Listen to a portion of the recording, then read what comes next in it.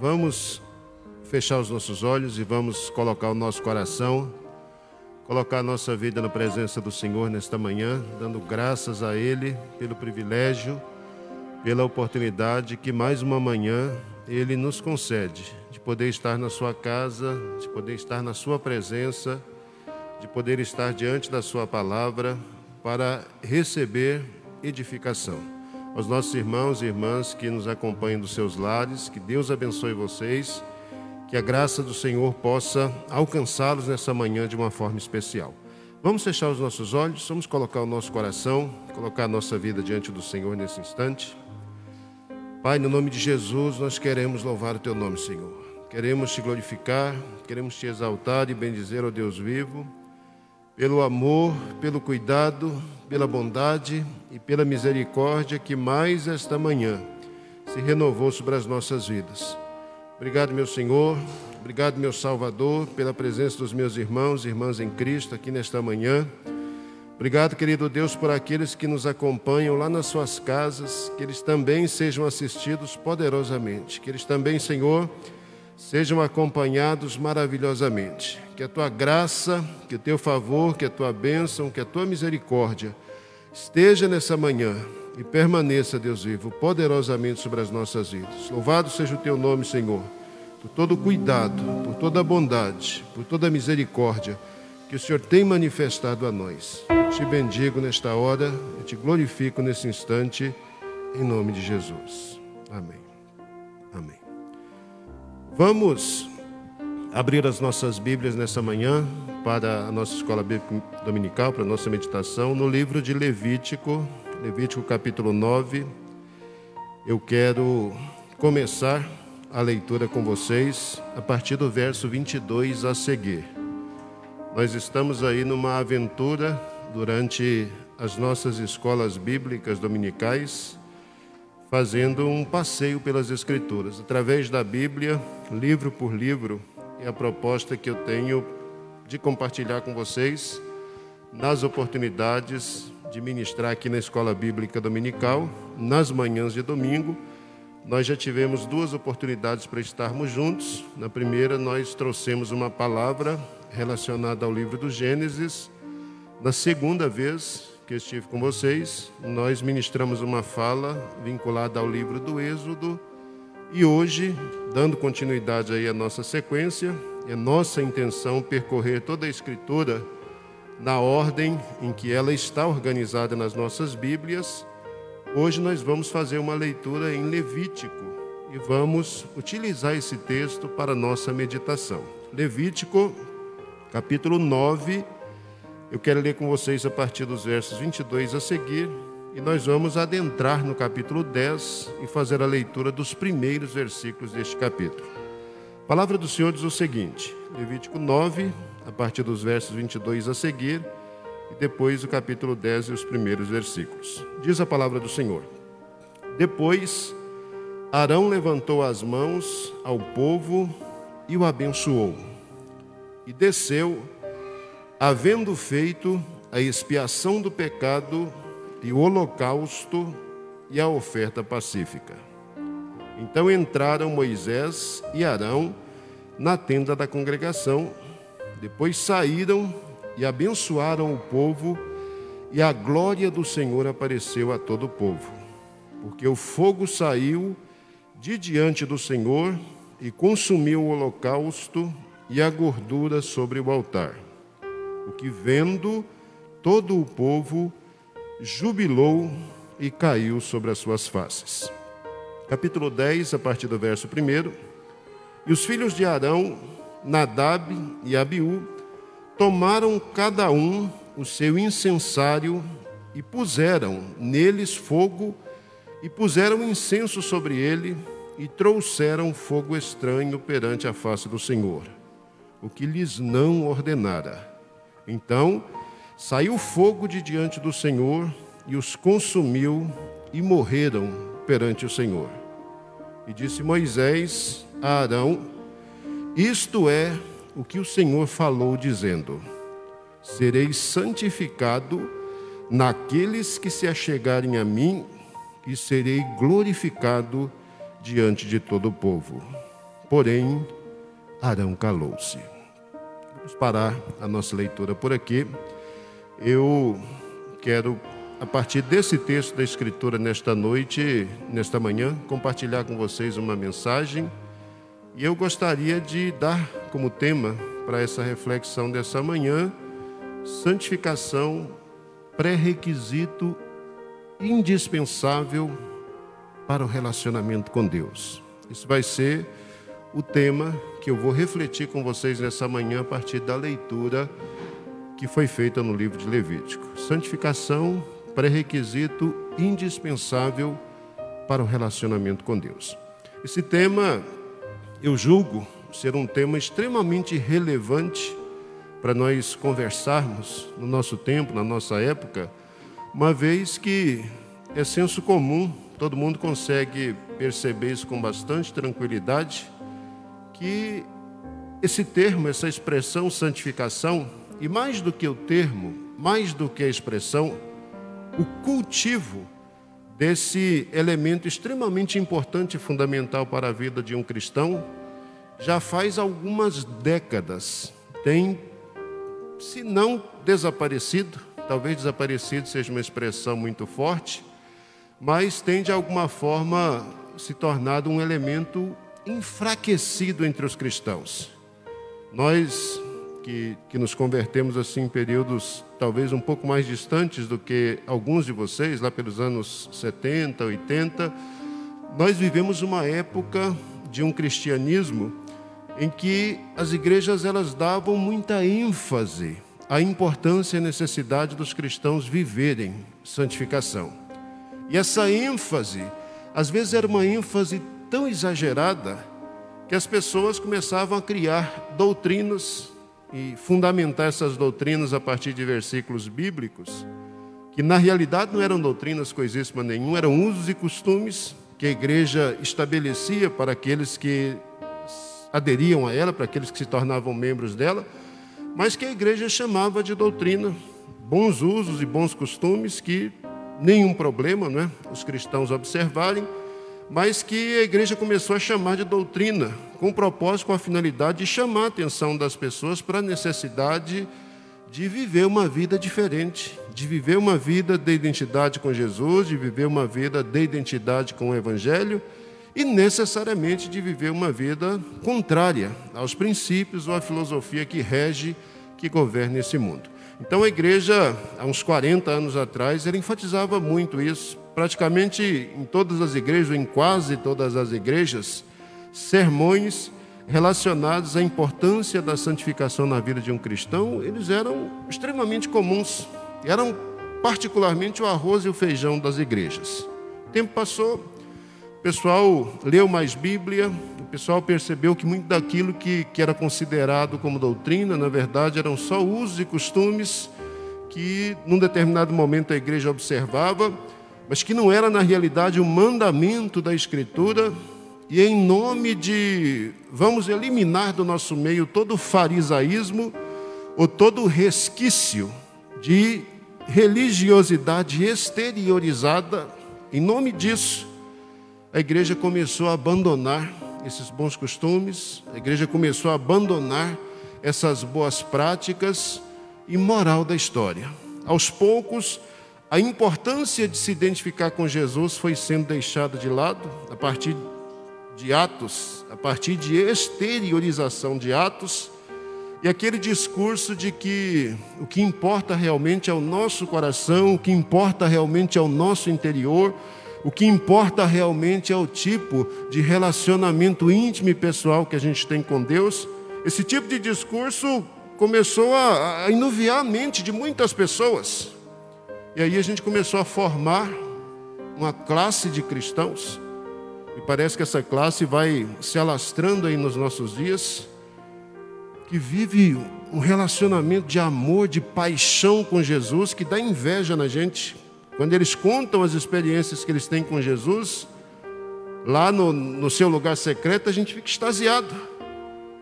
Mas que no dia a dia, que lá no trabalho, que na escola, que dentro de casa, que fora dos muros da igreja, que fora do arraial dos santos, a vida a fala, as ações dessa pessoa, elas não são condizentes com alguém que realmente caminha com Jesus.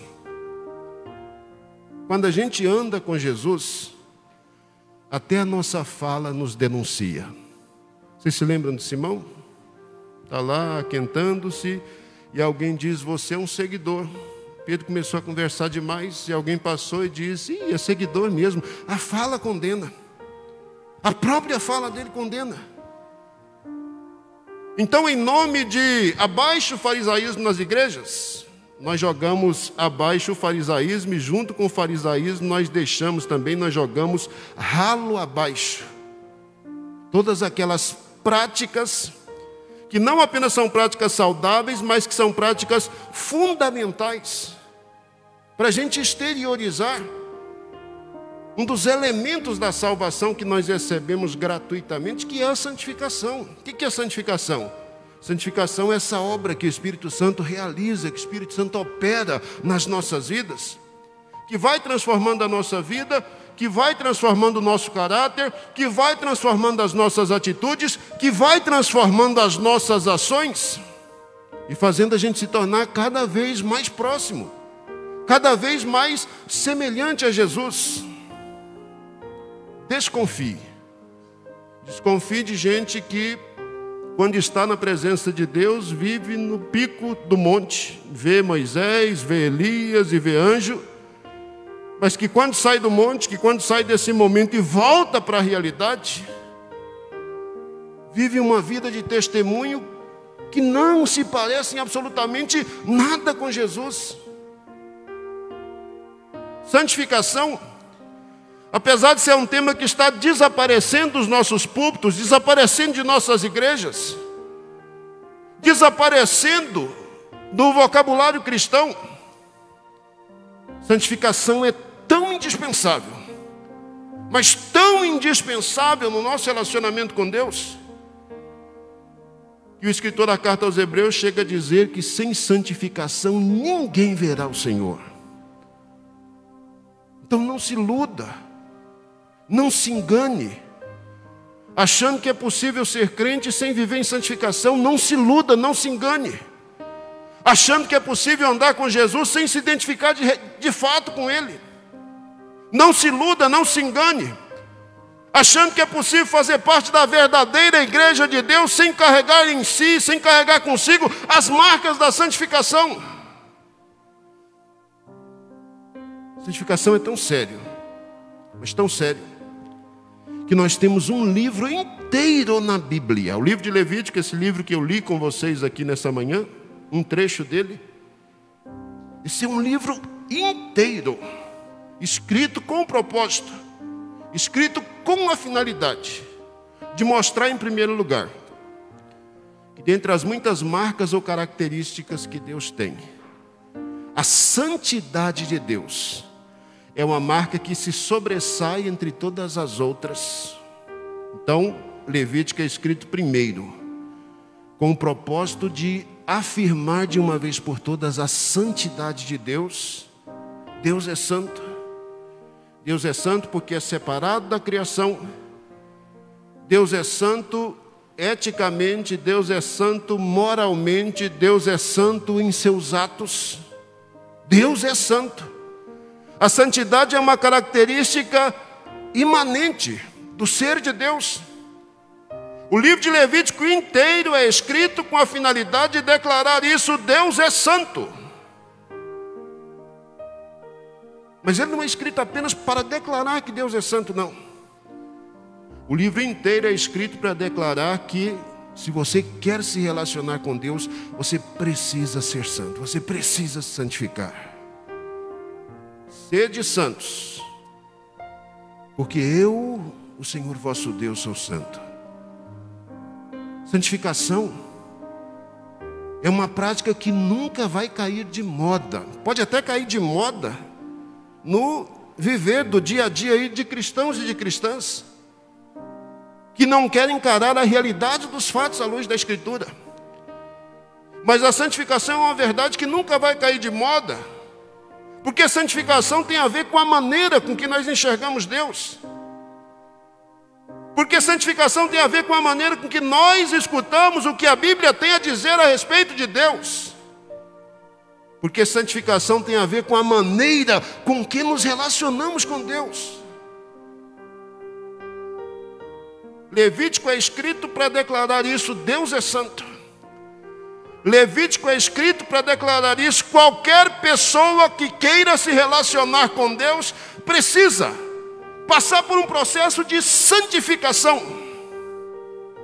E a coisa mais extraordinária em relação a Levítico é que, como Deus sabe que Ele é santo, e que nós, na condição de seres humanos, nós somos pecadores, como Deus sabe que o pecador não tem condições de chegar a um status, a uma condição em que ele possa ser declarado por sua própria força como santo.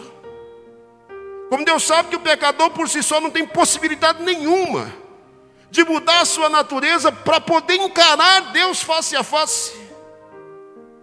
Então, no livro de Deuteronômio, Deus não apenas diz: eu sou santo. Ele não apenas diz: só pessoas santas podem se relacionar comigo. Mas Ele diz para a gente: vocês são pecadores, como pecadores vocês não podem se relacionar comigo. Mas eu vou providenciar um caminho. Um caminho que, se vocês decidirem trilhá-lo, vocês vão ter o privilégio de poder contemplar a minha face. É isso que Levítico traz para a gente. Eu li com vocês um fragmento, uma parte do capítulo 9, os últimos versículos do capítulo 9. Capítulo 9 é o momento, o Levítico como um todo e o livro do Êxodo, eles estão muito relacionados. Levítico é uma continuidade do Êxodo. Do Êxodo capítulo 20 até o capítulo 40, a gente tem uma série de revelações da parte de Deus a Moisés, dizendo de que maneira Moisés deveria construir o tabernáculo, quais seriam os móveis que haveriam de compor o tabernáculo, como é que ministros deveriam se portar diante de Deus para serem aceitáveis diante dele no exercício cultico do tabernáculo, quais seriam as ofertas que deveriam ser oferecidas a Deus. Então, do Êxodo 20 até o Êxodo 40, e esse período aí é o período que o povo está lá no sopé do Monte Sinai. O povo saiu do Egito, foram lá para o Sinai, tem 1 ano que eles estão ali, receberam os 10 mandamentos, e junto com os 10 mandamentos, do capítulo 20 ao 40, Deus dá uma série de ordenanças, de orientações a Moisés, para ele construir, para ele elaborar, para ele estabelecer entre o povo um tabernáculo, um espaço onde a presença de Deus, onde a glória de Deus pudesse se manifestar de forma visível entre o seu povo. Para que isso acontecesse, a revelação foi dada, o modelo foi dado a Moisés, e a ordem de Deus é que Moisés seguisse rigorosamente um modelo. O espaço com as suas dimensões, os utensílios, da forma que haviam sido revelados, tudo aquilo deveria ser construído da maneira que Deus ordenou, para que aquele lugar fosse um lugar adequado, para que a presença de Deus pudesse se manifestar ali. Quando a gente termina o capítulo 40 do livro do Êxodo, lá nos últimos versículos, Moisés já edificou o tabernáculo, já colocou cada coisa no seu respectivo lugar, e a Bíblia diz que depois de tudo pronto, Deus deu uma olhada lá dos céus para a terra, não está escrito isso? Eu que estou dizendo isso aqui agora. Deus viu que estava tudo certinho, cada milímetro, cada centímetro, cada coisa no seu respectivo lugar. E quando ele viu que já estava tudo certo, aí a Bíblia diz que a Shekinah de Deus, que a glória de Deus, ela se manifestou no tabernáculo.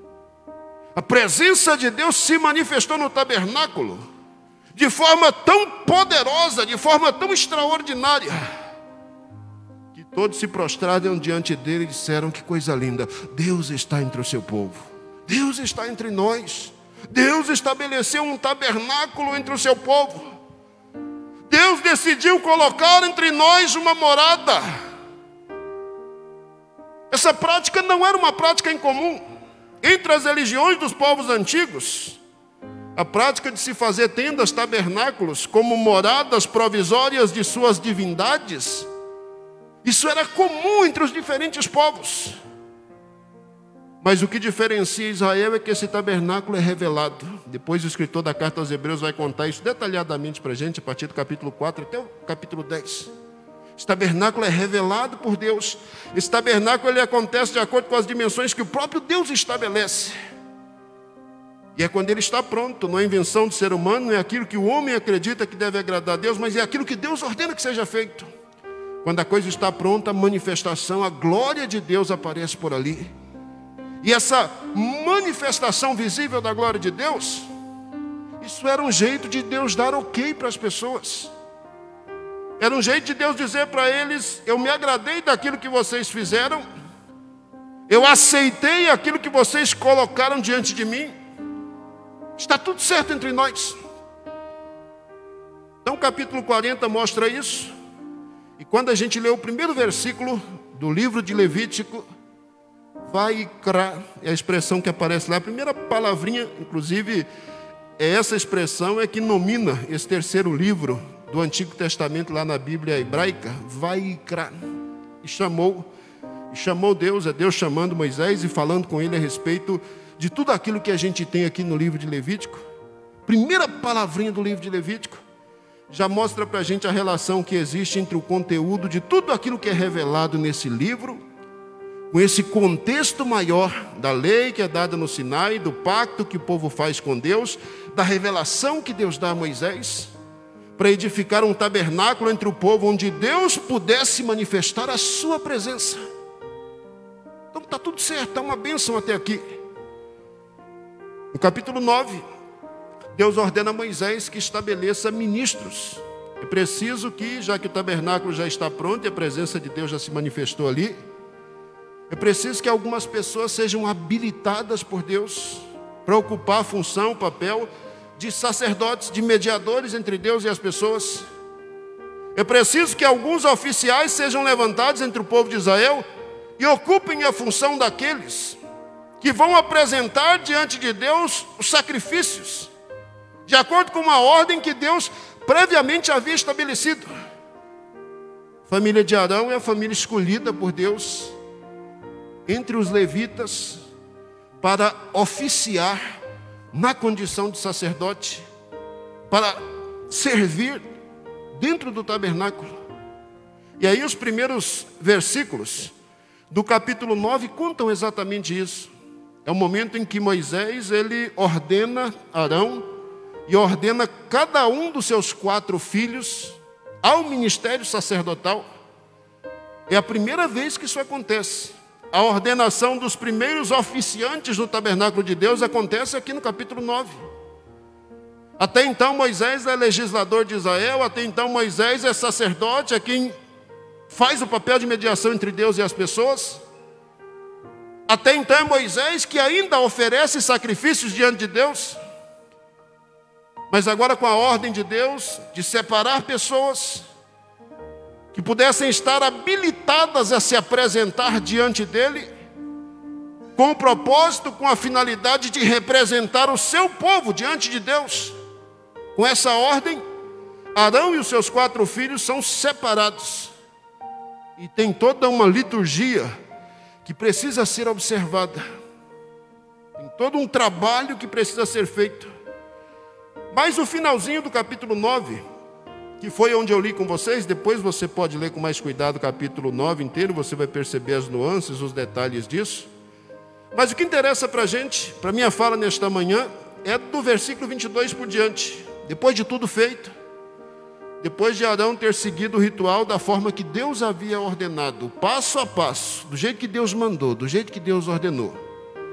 Depois de Arão ter oferecido os sacrifícios por si, pela sua família, e depois de ter oferecido os sacrifícios pela congregação, pelo povo, da forma que Deus havia mandado, da forma que Deus havia ordenado, é nesse contexto que o versículo 22 aparece.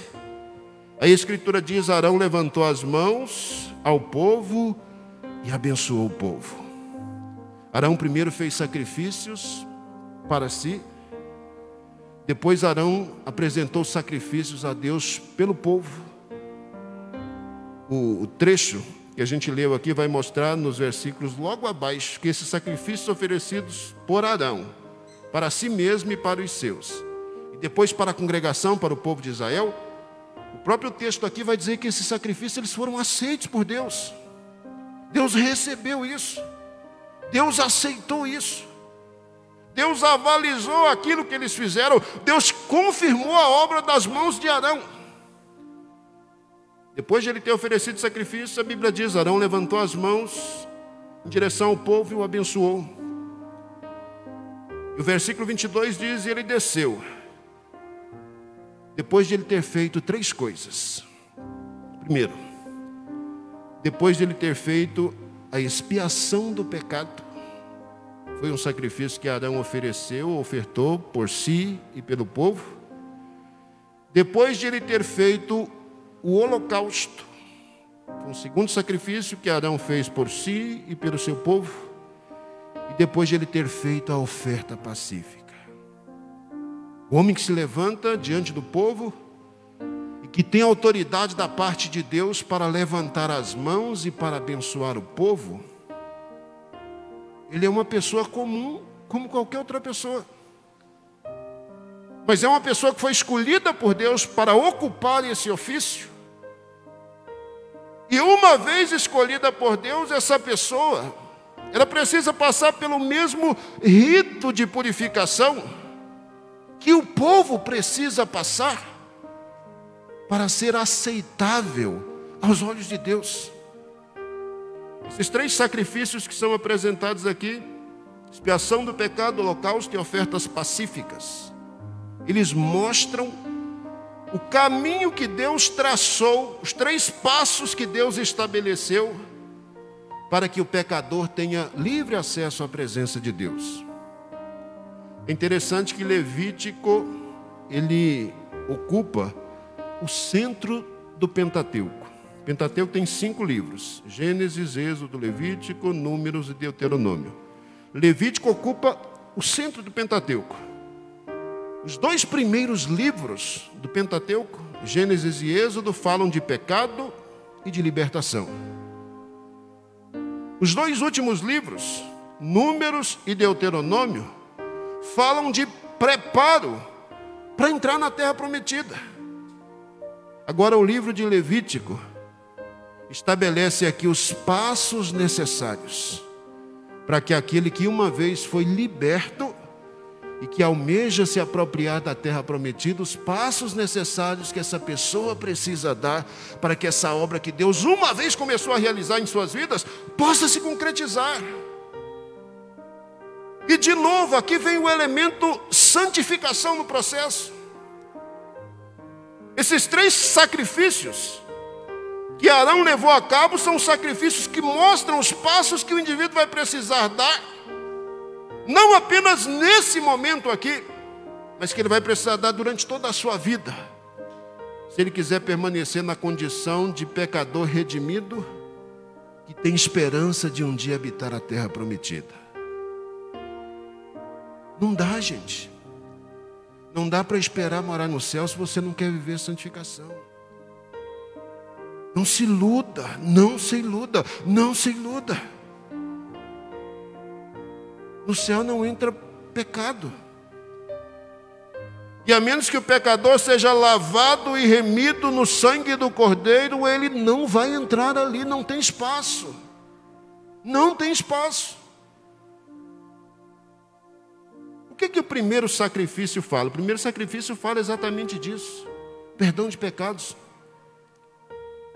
Os sacrifícios precisavam ser oferecidos nessa ordem: primeiro expiação, depois holocausto, depois oferta pacífica. O sacrifício de expiação fala disso. Fala do reconhecimento do indivíduo de que ele é pecador, de que na condição de pecador ele não pode acessar livremente a presença de Deus. Mas a oferta de expiação, que é o próprio Deus que estabelece, Ele quem estabelece. A oferta de expiação é uma garantia que o pecador tem, que Deus está provendo para ele um substituto aceitável. Você, por causa dos seus pecados, não pode se achegar a Deus. Mas Deus coloca diante de você um substituto aceitável aos seus olhos. E quando você voluntariamente, esses sacrifícios aqui precisavam ser oferecidos de forma voluntária. Quando você voluntariamente se achega a Deus e oferece a Ele uma oferta de expiação, você está testemunhando para Deus, está dizendo para Ele: Deus, eu reconheço que eu sou pecador. Deus, eu reconheço que o pecado precisa ser sentenciado com a morte. Mas eu não quero morrer. E como o Senhor providenciou um meio para que eu seja livre da morte, como o Senhor preparou, providenciou um substituto legal, então eu estou aqui oferecendo esse substituto diante de Ti, esse animal diante de Ti, como demonstração do meu reconhecimento, como demonstração do reconhecimento que eu sou um pecador, e que eu preciso da sua ajuda, e que eu preciso do seu auxílio, e que eu preciso do perdão dos meus pecados. De novo, quando se lê o início do capítulo 9, a ordem de Deus, a partir de Moisés para Arão é: primeiro você vai oferecer o sacrifício de expiação por você. Apesar do sacerdote ser o mediador entre Deus e as pessoas, o sacerdote era tão pecador quanto qualquer outro. A menos que o sacerdote passasse pelo mesmo processo, a credencial dele de sacerdote, o fato de Moisés impor as mãos e derramar azeite sobre a cabeça dele, isso não valia absolutamente nada. Ele tinha que ter essa consciência: eu sou pecador e primeiro eu preciso de restauração, eu preciso de perdão. Então Arão ofereceu por si e pelo povo o sacrifício de expiação do pecado, o sacrifício para perdão do pecado, o sacrifício que demonstra o reconhecimento do pecador da sua condição, o reconhecimento do pecador da sua incapacidade de satisfazer a ira de Deus, e o reconhecimento do pecador de que Deus é tão bondoso que, ao invés de condená-lo, Deus providenciou um substituto legal para morrer no lugar dessa pessoa, para permitir que ela tenha livre acesso à presença de Deus.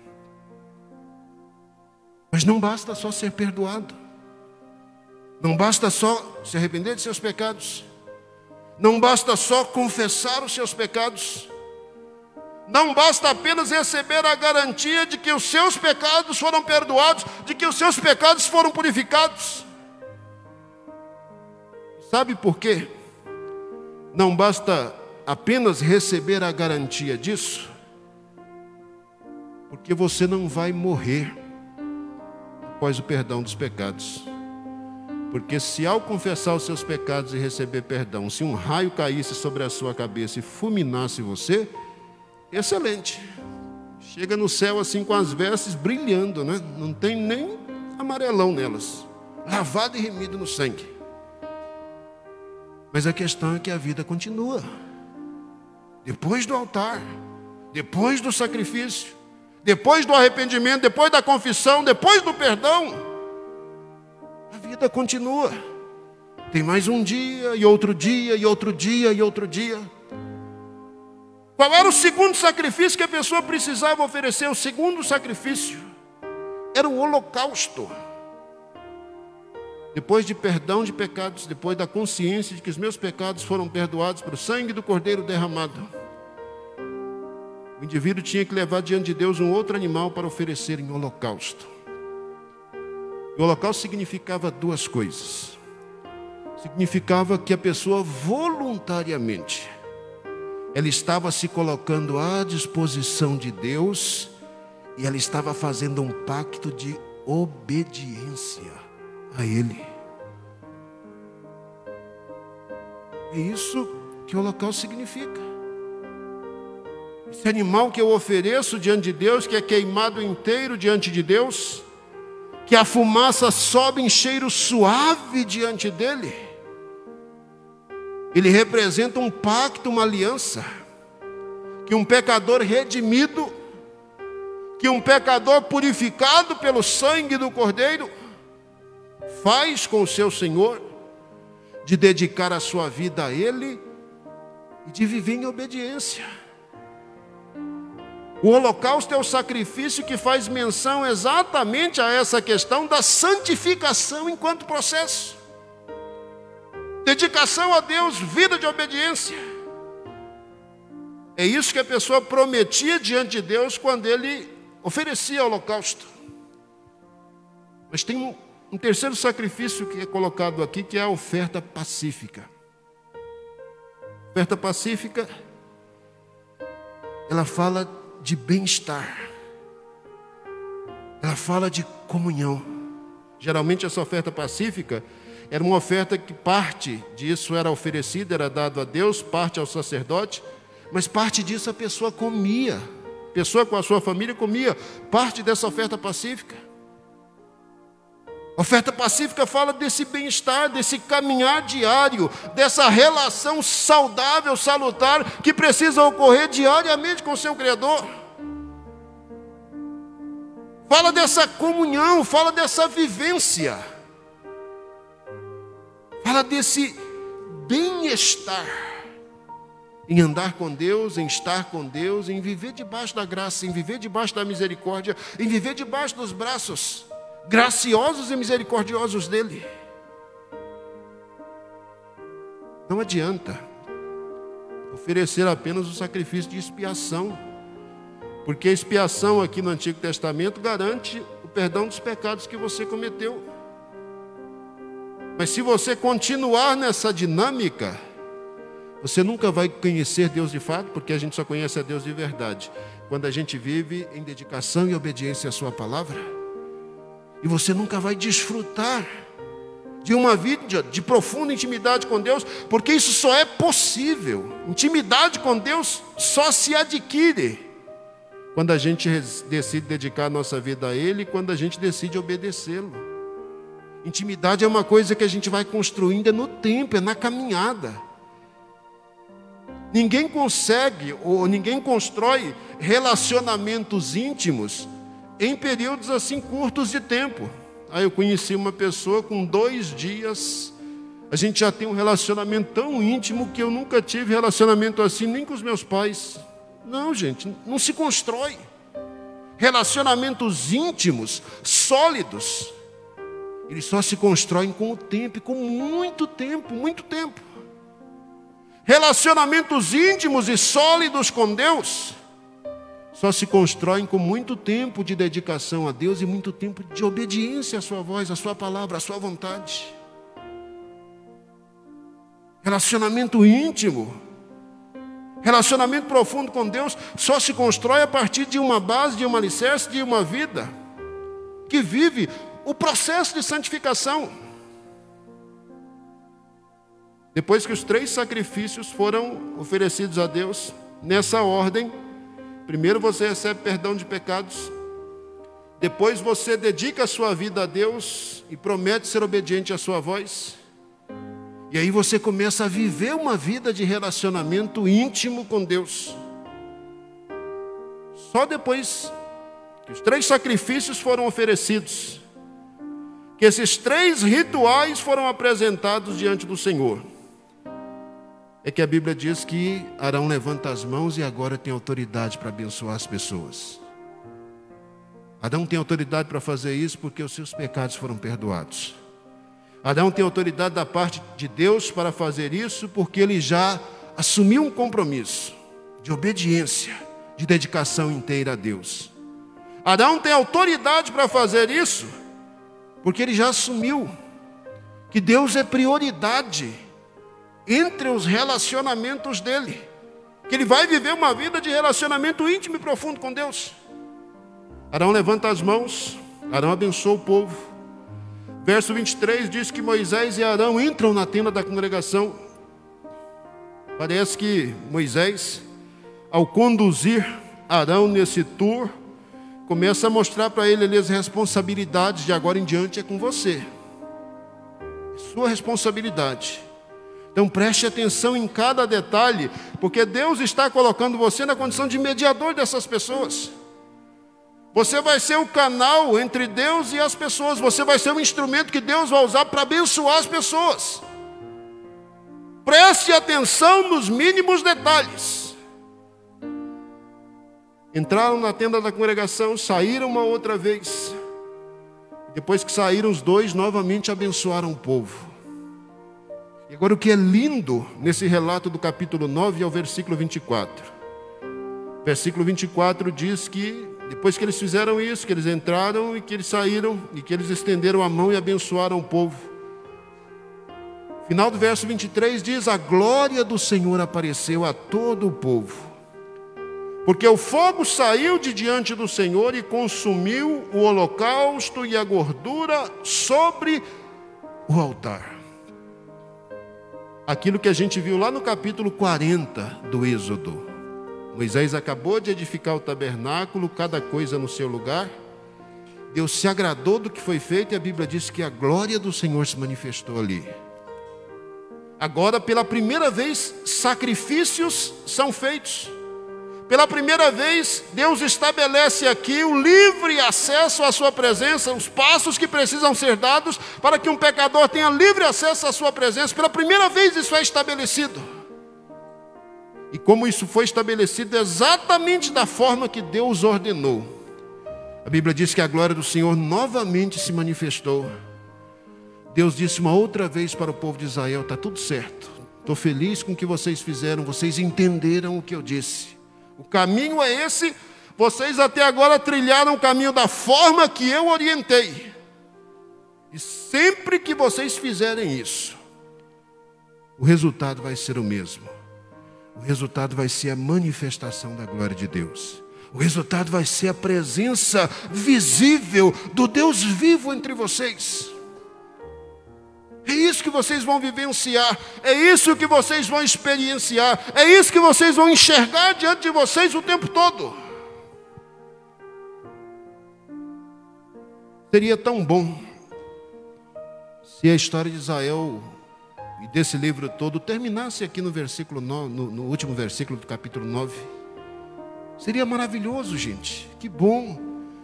Todo mundo voltando para casa feliz, dando glória a Deus, porque aprendeu os 3 passos para acessar livremente a presença de Deus.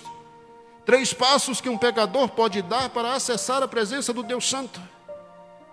Que coisa linda seria se Levítico terminasse aqui no capítulo 9. Mas infelizmente, depois de ordens de Deus, depois de sacrifícios oferecidos, depois da manifestação da presença do Deus vivo entre pessoas, 2 líderes de Israel, Nadab e Abiú, capítulo 10 vai dizer isso para a gente. Os 2 filhos mais velhos de Arão, os meninos cismaram que era possível se achegar à presença de Deus dando carteirada. Meu pai foi ungido, nós fomos ungidos como sacerdotes. Meu pai já ofereceu sacrifícios, Deus recebeu cada um desses sacrifícios e disse que está tudo ok. Bom, se está tudo ok, se está tudo certo, se nós fomos confirmados diante de Deus como aqueles que têm livre acesso à presença dEle para representar o povo diante dEle, bom, então não preciso fazer mais nada. Então eu posso baixar a guarda. Os 2 meninos, que não eram meninos nada, eram os filhos mais velhos de Arão, Nadab e Abiú, a Escritura diz que eles tomaram cada um no seu incensário, pegaram lá uma espécie de uma bacia que eles faziam, colocavam geralmente brasas vivas dentro dessa bacia e jogavam incenso quando eles tinham que oferecer incenso ao Senhor. Cada um pegou lá a sua panela, o seu incensário, colocou brasas vivas por ali,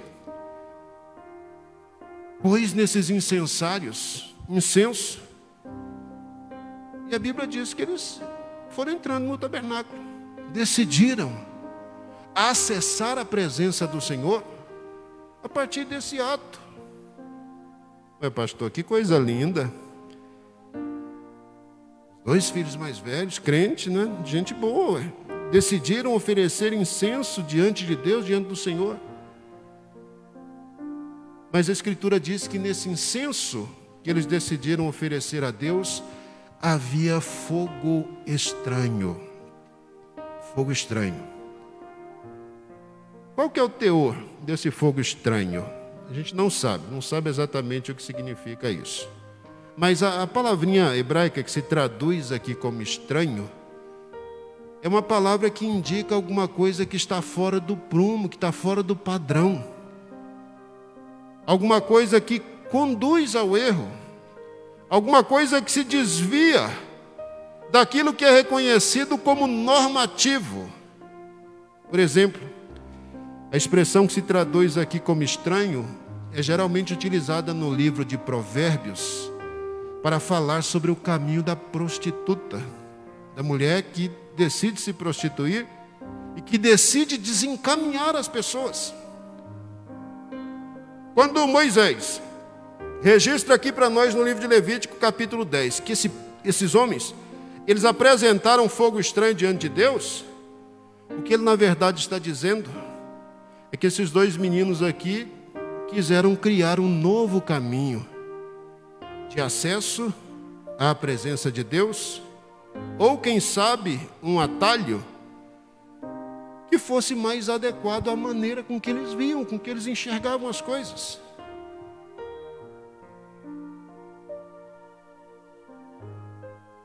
Vocês lembram o caminho que Deus estabeleceu? O caminho é, primeiro, expiação. Arrependa-se e confesse e abandone. Depois é dedicação. Dedique-se e seja obediente. Depois viva em comunhão. Viva uma vida diária de relacionamento. Se você dá os 3 passos, você acessa a presença de Deus. Mas os meninos não. Eles assumiram que era possível, simplesmente a partir de rituais, sem coração inteiro, sem compromisso real, sem compromisso verdadeiro. Era possível simplesmente a partir de um ritual entrar na presença de Deus. E como Deus já tinha ordenado lá em Êxodo que incenso deveria ser oferecido ao Senhor num dado momento, mas por que eu não posso oferecer esse incenso agora? Esses meninos cometeram uma série de erros. De onde é que vieram essas brasas que eles colocaram aqui nos seus incensários? Quando lá na frente, aqui no livro de Levítico, lá na frente, lá pelo capítulo 16, Moisés normatizar a prática de oferecer incenso diante de Deus, Moisés vai dizer: as brasas precisam ser brasas do altar. É brasa do altar, não é qualquer brasa não. Você não sai pegando carvão, colocando nas mãos do sumo sacerdote, da pessoa que Deus escolheu para fazer isso. Olha, gente, como esses meninos vão atropelando o processo. Olha como nós somos falhos quando a gente acha que nós podemos estabelecer os nossos próprios meios para nos relacionarmos com Deus. Veja como a gente pode ser falho quando a gente começa a imaginar que eu posso estabelecer o que é padrão de santidade para mim. A Bíblia diz um tanto de coisa que já é arcaica, que já está fora de moda. Eu é que vou dizer o que eu considero como ser santo. Bom, você pode dizer o que você quiser. Mas os meninos, o Nadab e Abiú, eles imaginaram, pensaram: eu vou levar o meu incenso diante de Deus e vou oferecê-lo. Fizeram isso, foram até a presença do Senhor. Mas quando eles chegaram por ali, diferente do que eles imaginaram, aconteceu uma tragédia. O final do versículo 1 diz que o grande problema deles é que eles levam fogo estranho perante a face do Senhor. E o finalzinho do versículo 1 diz assim, ó: o que eles não ordenara. Deus não mandou os meninos fazerem isso. Não é assim que funciona. Deus é santo, você é pecador, e o caminho para levar o pecador ao Deus santo é Deus que estabelece.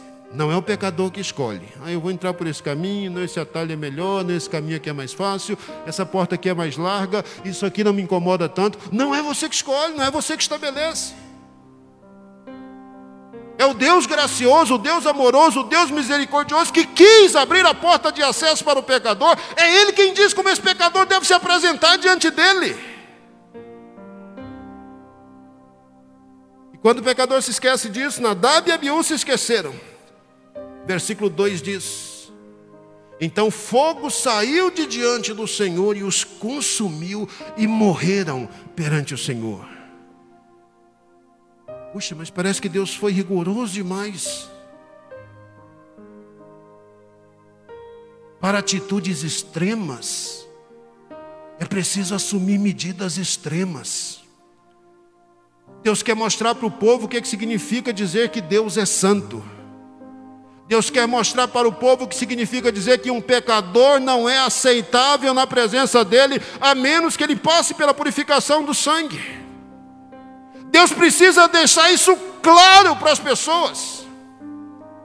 E a única forma de mostrar a gravidade de não se apresentar diante de Deus com vestes de santidade, a única forma de mostrar a gravidade disso é a partir de medidas extremas. Há poucos momentos atrás, no capítulo 9, nós vemos fogo saindo da presença de Deus e consumindo o holocausto no altar, e o povo se alegrando diante de Deus. Poucos momentos depois, nós vimos um fogo saindo da presença do Senhor uma outra vez. Mas esse fogo agora vem para destruir, esse fogo agora vem para matar. Esse fogo agora vem para julgar 2 pecadores que acharam que era possível burlar o caminho que Deus estabeleceu ou arrumar um outro atalho para chegar à presença dele. Crente, homem de Deus, mulher de Deus, você que me ouve, você que me escuta, nós somos chamados, dentre outras coisas, para viver uma vida de santificação. Santificação faz parte, é um dos aspectos da salvação. Você é justificado, você é adotado, você é regenerado, mas você é santificado. Santificação é um processo que tem que acompanhar a nossa vida. Mas não é você que decide o processo. Não é você que escolhe o que significa ser santo. Não é você que determina quais são os atos, as atitudes, as ações, as práticas de alguém que vive em santidade. Quem determina isso, quem decide isso, quem diz isso é Deus, é o próprio Deus. É aquele que decidiu viabilizar essa porta de acesso do pecador para o pecador. É Ele quem define, é Ele quem decide, é Ele quem determina. E o que Ele fez aqui em Levítico 9 foi mostrar o caminho, e esse caminho nunca foi mudado. Isso aqui era uma figura, era um tipo, era um esboço daquilo que Deus faria através de Jesus lá no Novo Testamento. E uma vez que Jesus veio e derramou seu sangue no Calvário, o sangue do Cordeiro derramado lá na cruz do Calvário, de uma vez por todas consolidou isso aqui. Só é possível chegar a Deus através da expiação feita pelo sangue do Cordeiro. Só é possível permanecer nesse estado, nessa condição de gente que recebeu expiação e perdão, se a gente assume dedicar nossa vida a Deus e viver uma vida de obediência. E se a gente vive uma vida de obediência, de dedicação a Deus, comunhão com Ele, é resultado dessa dinâmica. É isso. Foi isso estabelecido aqui no livro de Levítico. Isso serviu de parâmetro para todo o livro, isso serviu de parâmetro para todo o Antigo Testamento, isso serviu de parâmetro para todo o Novo Testamento, isso serve de parâmetro para os nossos dias. Deus é santo. E qualquer pessoa que se relacione com Ele precisa viver santidade. Eu quero ler um último trecho com vocês, eu tenho 2 minutos ainda, e é só uma leitura que faço. Novo Testamento, capítulo 2, da primeira carta de Pedro. Você já leu essa carta várias vezes. O capítulo 1, metade do capítulo 1 por diante, e boa parte do capítulo 2, Pedro fala exatamente sobre santidade. Pedro faz uma exortação aos cristãos do Novo Testamento para viver uma vida de santidade, de santificação, para experienciar no dia a dia esse processo. E aí Pedro mostra de que maneira Deus faz para promover isso nas nossas vidas, né? A verdade da palavra de Deus, a submissão a essa verdade é que vai transformando as nossas vidas. Capítulo 2, a partir do verso 1, ele vai dizendo uma série de coisas que alguém que vive em santificação precisa ir abandonando na sua marcha, na sua caminhada, na sua jornada, para ir se parecendo cada vez mais com Jesus. Mas o que interessa para a gente no capítulo 2 é só o versículo 9 e 10. Versículo 9 do capítulo 2 de 1 Pedro. Pedro disse para esses irmãos que ele está exortando a viver uma vida de santificação. Ele diz assim: mas vós sois a geração eleita. Vós sois o sacerdócio real. Vocês são um povo que Deus elegeu, que Deus escolheu para Ele. Vocês são um grupo de sacerdotes do Rei.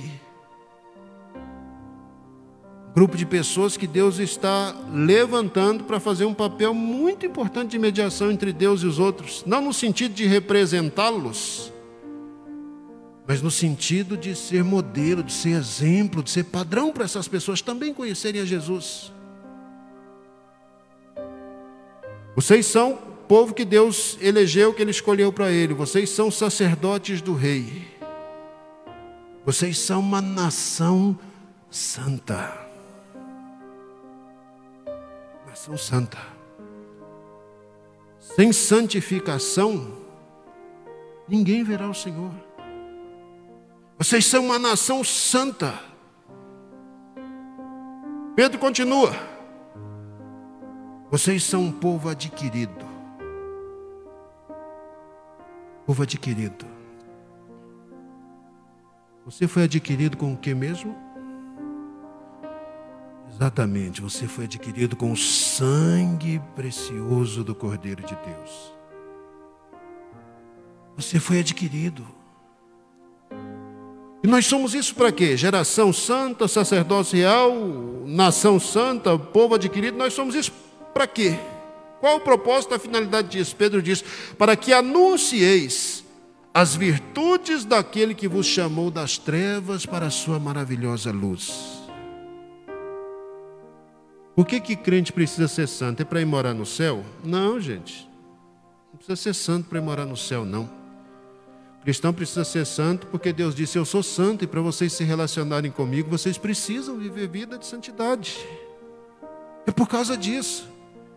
É porque eu sou santo é que vocês precisam cultivar, passar pelo processo, vivenciar esse processo durante as vidas de vocês. Pedro termina a fala dele dizendo: vós que em outro tempo não erais povo, mas agora sois povo de Deus, que não tinhais alcançado misericórdia, mas que agora alcançastes misericórdia. Eu e você não éramos povo de Deus, fomos adquiridos com o sangue do Cordeiro, e hoje temos o privilégio de sê-lo. Eu e você nascemos e vivemos por muito tempo debaixo da ira de Deus, mas a Bíblia diz que agora nós alcançamos a misericórdia. Ele nos chamou, nos resgatou. Você precisa viver em santificação. O que é santificação, pastor? Santificação é ser perfeito, é não falhar, é não pecar. Santificação é viver assim quase como um ET entre nós, não é? Um extraterrestre, porque parece que é isso que muitas pessoas lá fora dizem. Não, gente, não tem nada a ver com isso, não. Qual que é o nível de santificação que eu preciso alcançar? Será que quando eu chegar um momento da santificação na minha vida, eu já vou poder baixar a guarda? Não. Santificação não tem nada a ver com isso. Não tem a ver com você ir ticando lá na parede: eu não faço isso, eu não faço isso, eu não faço isso, eu não faço isso, eu não faço isso, nem isso, nem isso, nem isso, nem isso, nem isso, nem isso, nem isso, nem isso, nem isso, nem isso, nem isso, nem isso, nem isso, nem isso, nem isso. Então, que bom, né? Deve ser um crente assim especial, extraordinário diante de Deus. Nada disso. Quando a gente de fato passa pelo processo da santificação, santificação só tende a nos aproximar de Deus. Sabe por quê? Porque à medida que você entra no processo, você não se sente mais santo. Não se sente mais santo. À medida que você entra no processo, e essa comunhão, esse relacionamento, essa proximidade com Deus aumenta, o que acontece é que aí você acorda para a realidade e percebe que realmente é só o amor de Deus e a misericórdia para me mantê-lo diante dele. Porque a luz de Deus, quando ela reflete sobre as nossas vidas, ela só serve para mostrar quem nós realmente somos. Miseráveis, pecadores, condenados à perdição eterna, sem esperança, mas alcançados pelo seu amor, alcançados pela sua graça, alcançados pela sua misericórdia, comprados pelo sangue do Cordeiro e com o privilégio de poder fazer parte da família de Deus. Pense nisso, pense nisso. Se santificação é um tema que fugiu, que desapareceu do seu vocabulário, então eu vou estimular você a reintroduzi-lo uma outra vez no seu vocabulário. Fale sobre santificação, pense a respeito de santificação, ore por santificação, estude a respeito desse tema, leia a Bíblia e ouça o que a Bíblia tem a dizer a respeito disso. E muito mais do que tudo isso, esteja pronto para obedecer fielmente aquilo que Deus ordenou. Esse é o caminho para a minha vida e para a sua também.